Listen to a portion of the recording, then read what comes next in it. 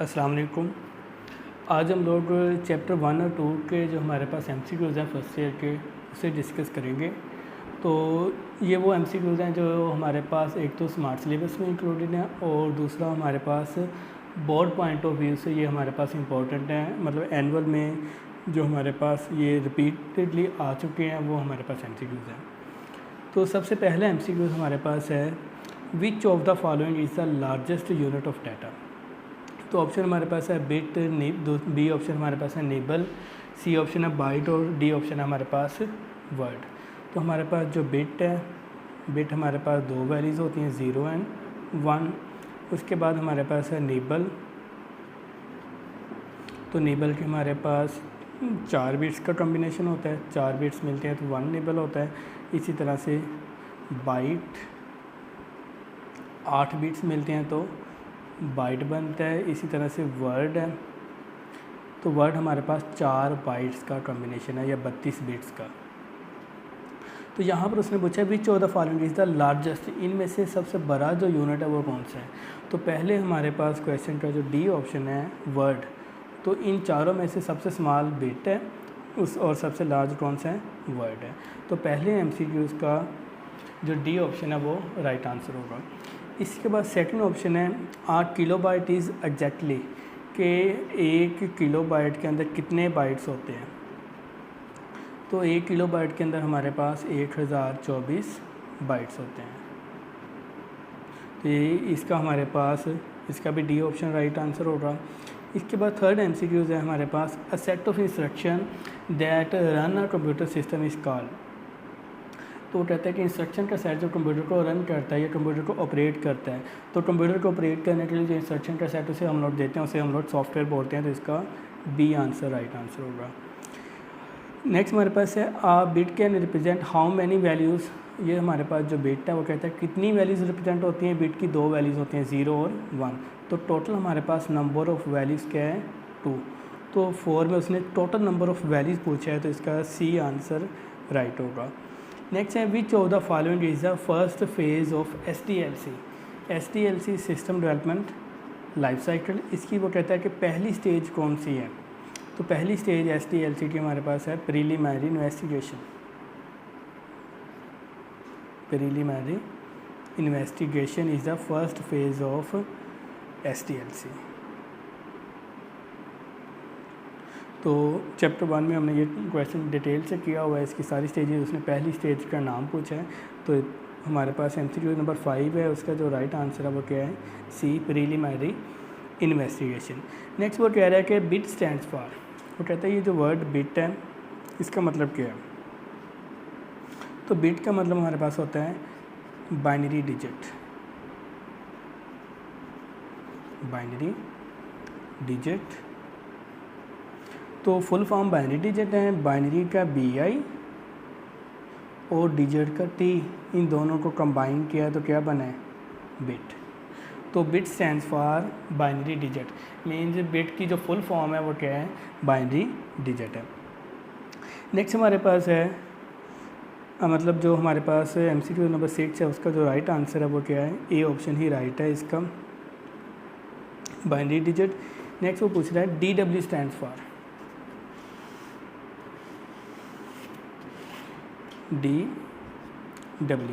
DW means simply double word. Double word, इसको shortly क्या बोलते हैं, DW। तो 7 का भी हमारे पास ए ऑप्शन जो है वो राइट आंसर है। इसके अलावा हमारे पास एमसीक्यू नंबर 8 है, which of the following is not considered to be peripheral device. Peripheral devices कौन से होते हैं, वो तमाम डिवाइसेस जो हम लोग सिस्टम के साथ एक्सटर्नली कनेक्ट करते हैं उसे क्या बोलते हैं, पेरिफेरल। अब पेरिफेरल डिवाइसेस में हमारे पास 3 तरह की डिवाइसेस आती हैं, एक इनपुट डिवाइसेस, आउटपुट डिवाइसेस और स्टोरेज डिवाइसेस। तो जितनी भी इनपुट, आउटपुट और स्टोरेज डिवाइसेस हैं जो आउटसाइड द सिस्टम कनेक्ट की जाती हैं उसे क्या बोलते हैं, पेरिफेरल डिवाइसेस। यहाँ पर क्वेश्चन में उसने पूछा है कि which of the following is not considered to be peripheral device, जिसे हम लोग पेरिफेरल डिवाइस कंसीडर नहीं करते। तो ऑप्शन ए हमारे पास है disk drive. Disk drive storage है, storage is a peripheral device, तो ये भी नहीं है।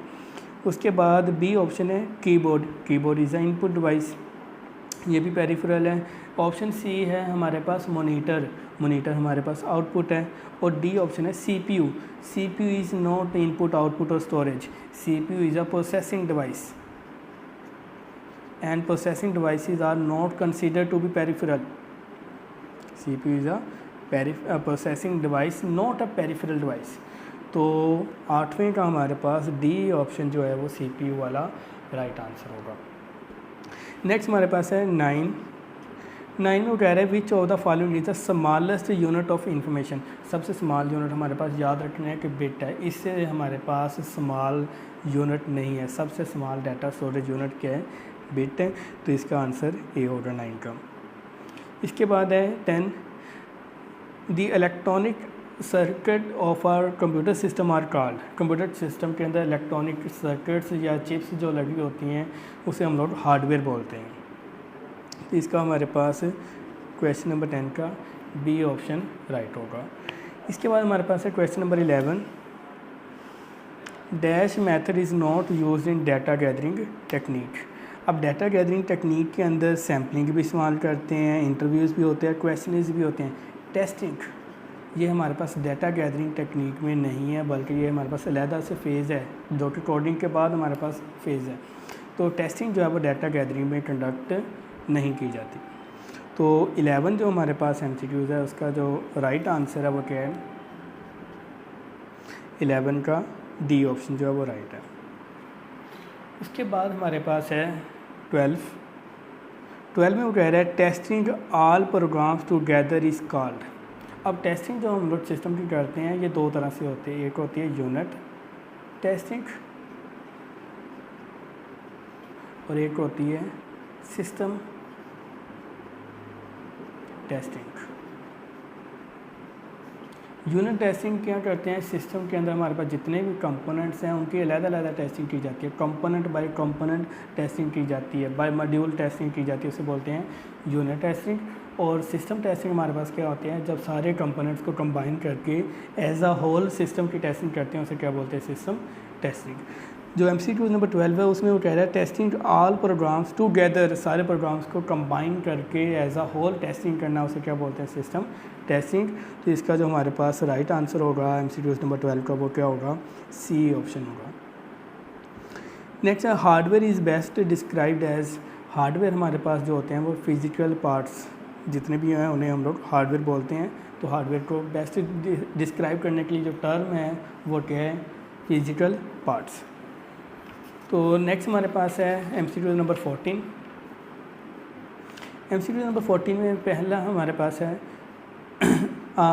Step by step instruction that run a computer system are called. तो सिस्टम को रन करने के लिए जो स्टेप बाय स्टेप इंस्ट्रक्शन है उसे हम लोग सॉफ्टवेयर बोलते हैं, सिंपल है। टेस्टिंग का प्रोग्राम कंपोनेंट, प्रोग्राम के एक कंपोनेंट की टेस्टिंग जैसे क्या बोलते हैं, यूनिट टेस्टिंग। तो यूनिट टेस्टिंग हमारे पास क्या होगा, डी ऑप्शन। नेक्स्ट है which of the following, which type of diagram shows how information flows through the system, information flows. तो हमारे पास एक डायग्राम होता है जिसका नाम है DFD, डाटा फ्लो डायग्राम।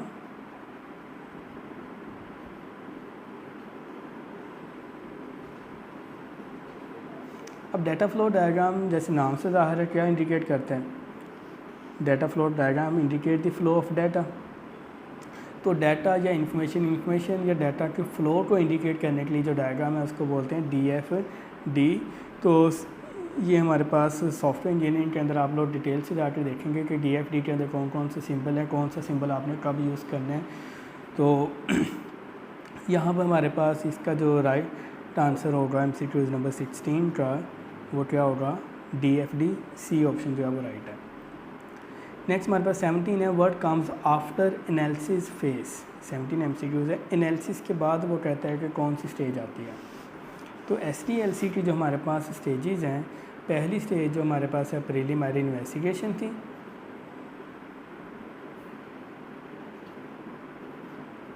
इसके बाद दूसरी जो स्टेज है वो हमारे पास कौन सी है, एनालिसिस। एनालिसिस के बाद हमारे पास आती है सिस्टम डिज़ाइन, सिस्टम डिज़ाइन के बाद हमारे पास फोर्थ स्टेज जो आती है वो क्या आती है, कोडिंग। पांचवी स्टेज जो है वो क्या है, कोडिंग के बाद सिस्टम की टेस्टिंग की जाती है और टेस्टिंग के बाद हम लोग सिस्टम को इम्प्लीमेंट कर देते हैं, यूज़र के इन्वायरमेंट में इंस्टॉल कर देते हैं, इम्प्लीमेंटेशन। और इम्प्लीमेंटेशन के बाद हमारे पास लास्ट स्टेज है वो हमारे पास क्या है, सिस्टम मेंटेनेंस। तो उसने पूछा है कि what comes after analysis, analysis के बाद अगली स्टेज कौन सी है MCQ नंबर 17 में। तो उसका जो राइट आंसर है वो हमारे पास कौन सा है, डिज़ाइन। तो डिज़ाइन बी ऑप्शन है। 18 MCQs है कि system analysis phase produce which of the following results. तो review of existing system, design constraint and requirement definition. तो ये तीनों चीज़ें प्रोड्यूस होती हैं रिक्वायरमेंट एनालिसिस में। तो इसका डी ऑप्शन राइट होगा, ऑल। नेक्स्ट हमारे पास है 19, process of modifying information system to meet the changing need is called. ये हम लोग करते हैं मेंटेनेंस में।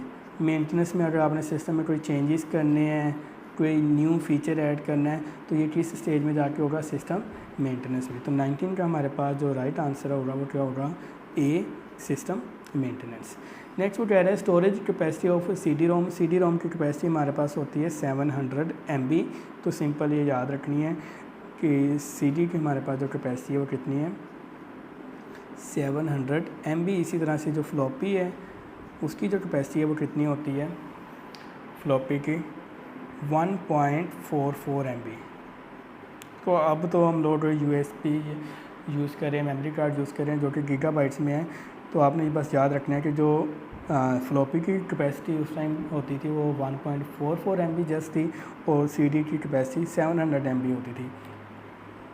इसी तरह से 21 में ये फ्लॉपी की उसने कैपेसिटी पूछी है, तो इसका डी ऑप्शन होगा 1.44 MB। अच्छा, नेक्स्ट हमारे पास क्या है, 21 के बाद 22, जहाँ पे वो कह रहा है कि how many bits are in 3 bytes. 3 bytes के अंदर वो कहता है कि कितने बिट्स होंगे। 1 बाइट के अंदर हमारे पास होते हैं 8 बिट्स। तो 3 बाइट हैं तो 3 × 8, तो आंसर क्या होगा, 24। तो हमारे पास 22 वाली जो MCQ है उसका जो राइट आंसर होगा 24 बिट्स, यानी कि डी ऑप्शन। नेक्स्ट हमारे पास 23 है, group of bits can represent. Bits का ग्रुप वो कहता है कि क्या रिप्रेजेंट किया जा सकता है। तो हमें पता है कि कंप्यूटर के अंदर जितना भी डाटा प्रोसेस होता है, स्टोर होता है, वो किस में होता है, 0 और 1 में, इन the form of binary digits.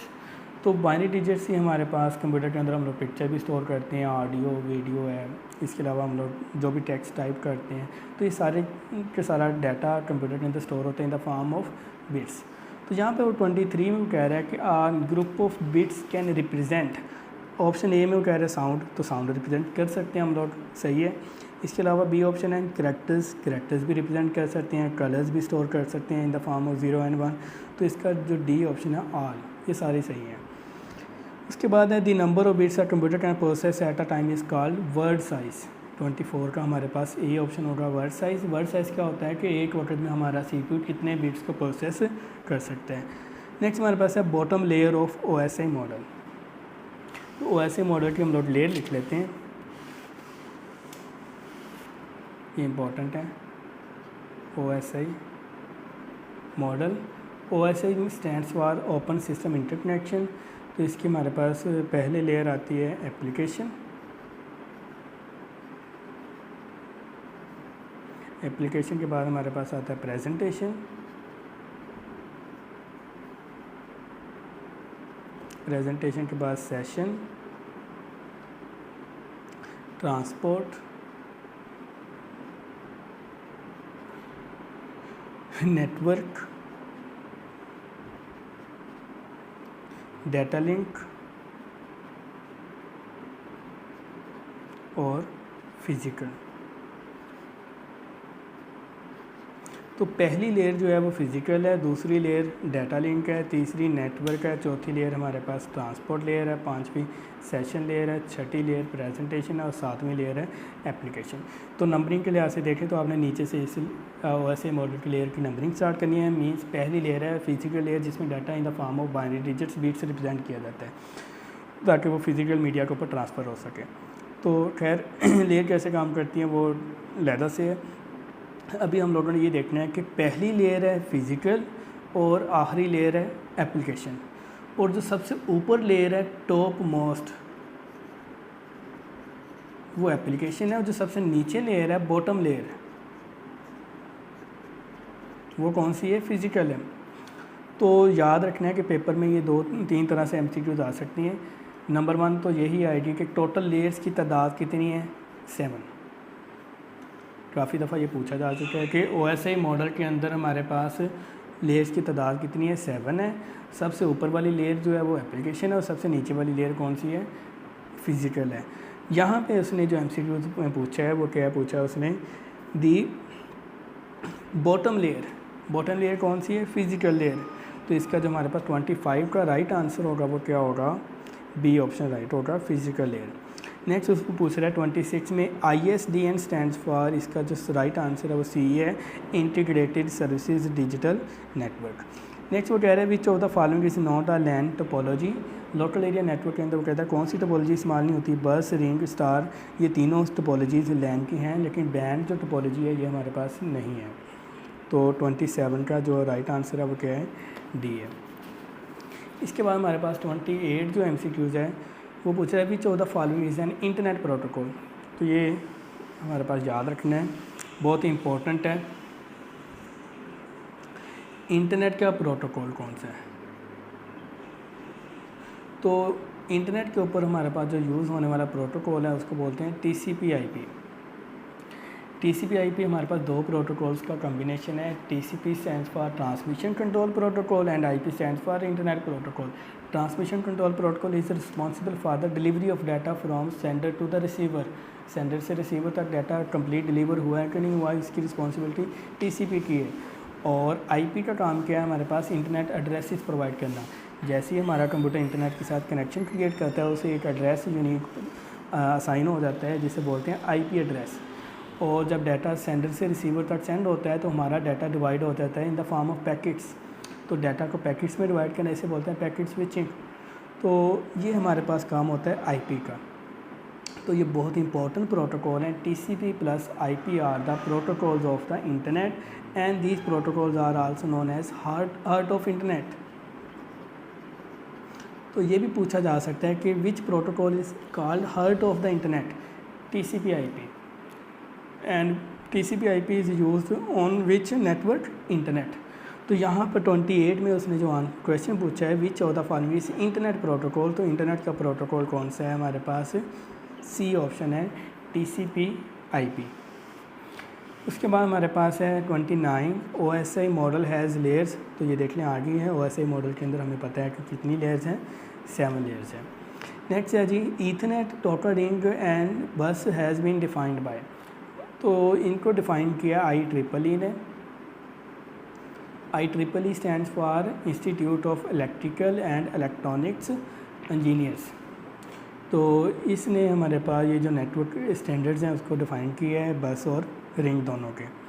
तो 30 का हमारे पास कौन सा ऑप्शन होगा, ए ऑप्शन राइट आंसर है। 29 की 7 लेयर ए ऑप्शन है, सॉरी। उसके बाद है जी 31 how many type of network standards. Network standards हमारे पास 2 हैं। पहला हमारे पास है डिफैक्टो और दूसरा हमारे पास है डिजोर। तो उसने total number of network standards पूछा है, तो राइट आंसर क्या है, 2 है। तो इसका हमारे पास बी ऑप्शन राइट होगा। नेक्स्ट वो कह रहे हैं which of the following is not a LAN component. Local area network का वो कहता है कि कौन सा कंपोनेंट नहीं है। तो हमारे पास ब्रिज भी नेटवर्क लैन का कंपोनेंट है, हमारे पास गेटवे भी है, कम्युनिकेशन डिवाइस, मीडिया भी है। मोडेम जो है ये हमारे पास लैन का कंपोनेंट नहीं है।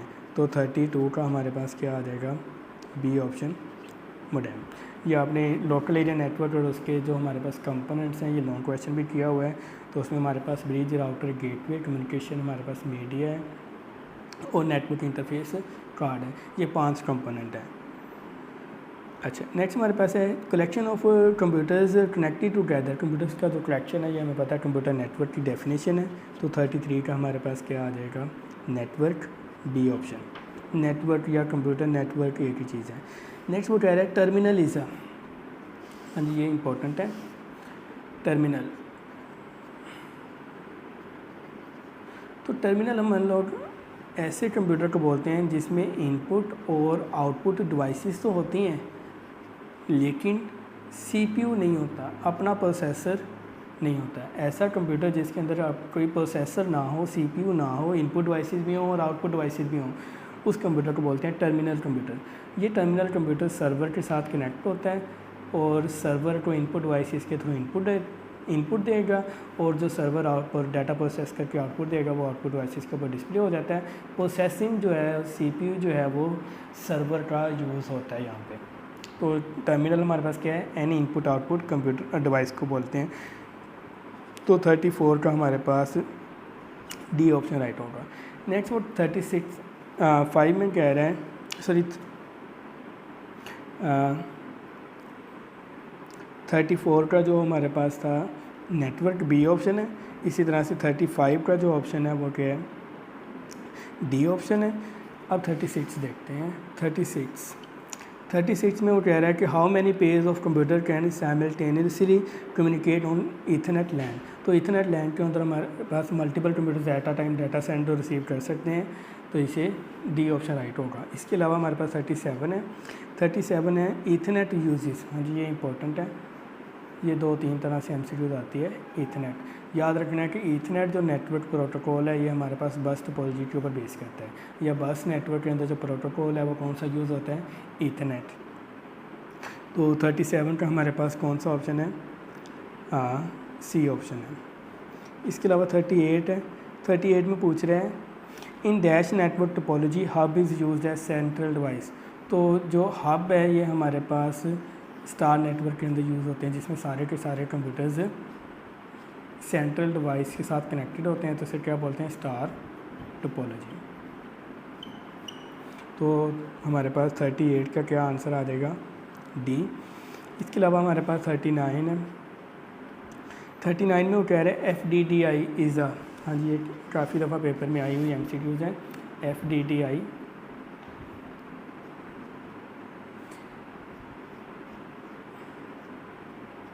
FDDI stands for Fiber Distributed Data Interface। तो ये जो नेटवर्क है बस आपने याद रखना है कि ये रिंग नेटवर्क जो हमारे पास है उस वो बेस करता है। FDDI mean fibre distributed data interface. ये जो नेटवर्क है किस पे बेस करता है, रिंग के ऊपर। ये आपकी बुक में इसकी डिटेल नहीं है, जस्ट ऐप पे रिंग टोपोलॉजी की डिटेल है। तो आपने बस याद रखना है कि FDDI हमारे पास उसकी फुल फॉर्म क्या है, फाइबर डिस्ट्रीब्यूटेड डाटा इंटरफेस, और ये किस नेटवर्क के अंदर यूज़ होता है, रिंग के अंदर। नेक्स्ट हमारे पास है मतलब 39 का जो आंसर है वो ए राइट है। इसके अलावा 40 लैन इज़ अ कॉम्बिनेशन ऑफ। तो लैन के अंदर नेटवर्क अडाप्टर, लैन केबल्स, एप्लीकेशन सॉफ्टवेयर सारा कुछ यूज़ होता है। तो डी आ जाएगा। इसके अलावा हमारे पास है 41 an internet software that is use to transfer file from one computer to another computer. Internet क्या वो कहता है जो सॉफ्टवेयर एक कंप्यूटर से दूसरे कंप्यूटर तक डाटा ट्रांसमिट करने के लिए यूज़ करते हैं उसे बोलते हैं FTP, फाइल ट्रांसफ़र प्रोटोकॉल। मतलब फ़ाइल को ट्रांसफ़र करने वाला प्रोटोकॉल है। और इसकी मदद से हम लोग फाइल्स को अपलोड और डाउनलोड करते हैं। तो 41 का हमारे पास ए ऑप्शन आ जाएगा। इसके बाद 42 है people on LAN can share all except. वो कहता है लोकल एरिया नेटवर्क में सारा कुछ शेयर हो सकता है लेकिन एक चीज़ शेयर नहीं हो सकती। तो CD-ROM भी शेयर कर सकते हैं, प्रिंटर भी हो सकता है, मोडेम नहीं होगा। तो इसका जो हमारे पास है सी ऑप्शन राइट होगा। तो यहाँ तक हमने चैप्टर 1 और 2 की MCQs डिस्कस कर लिए हैं। चैप्टर 2 की कुछ MCQs रिमेनिंग है जो कि हम लोग चैप्टर 3 के साथ नेक्स्ट लेक्चर में डिस्कस करेंगे।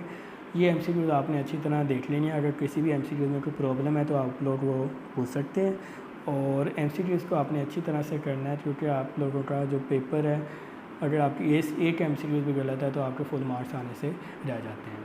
तो जिन्होंने फुल मार्क्स की तैयारी करनी है उनके लिए MCQs बहुत ही इंपॉर्टेंट हैं, तो इसको आपने अच्छी तरह करना है। एक तो ये स्मार्ट सिलेबस के मुताबिक है, दूसरा एनुअल बोर्ड के लिहाज से ये इंपॉर्टेंट MCQs हैं।